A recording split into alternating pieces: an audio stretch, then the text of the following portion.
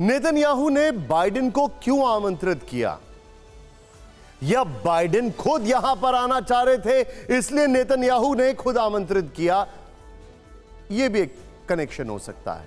लेकिन बाइडेन के आने से पहले जितना भी होमवर्क, जितना भी ग्राउंड वर्क ब्लिंकन ने किया, एक रॉकेट अटैक ने अस्पताल पर सब कुछ स्वाहा कर दिया।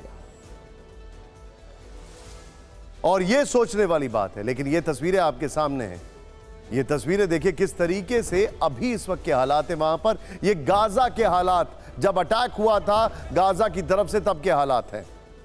सोचने वाली बात यह है, ऐसा माना जा रहा है कि अमेरिका गाजा के अल अहली अस्पताल हमले को लेकर वेट एंड वॉच की नीति अपनाएगा।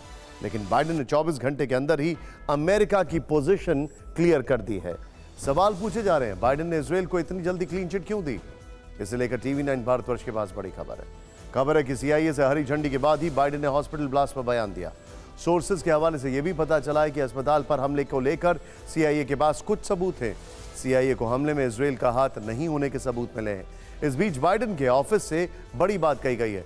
यह बताया गया कि पेंटागन इस नतीजे पर पहुंचा है कि गाजा के अस्पताल पर इजरायल ने बमबारी नहीं की थी। लेकिन इस धमाके ने दुनिया को दो खेमों में बांट दिया है। यह रिपोर्ट देखिए। अमेरिकी राष्ट्रपति जो बाइडेन को एयरफोर्स 1 की उड़ान भरने से ठीक पहले पता चला कि अरब देशों के नेताओं ने जॉर्डन में होने वाली बैठक रद्द कर दी है। जॉर्डन के विदेश मंत्री ऐमान सफादी ने कहा, इस समय युद्ध को रोकने के अलावा कुछ भी करने का कोई मतलब नहीं है।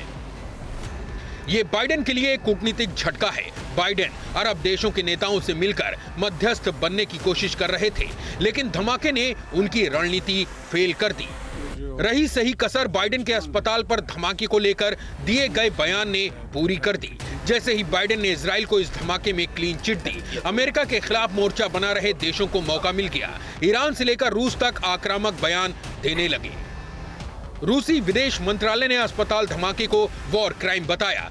रूस की तरफ से कहा गया कि धमाके के सैटेलाइट सबूत दिए जाने चाहिए, जिससे साबित हो कि इसके पीछे इजरायल नहीं है।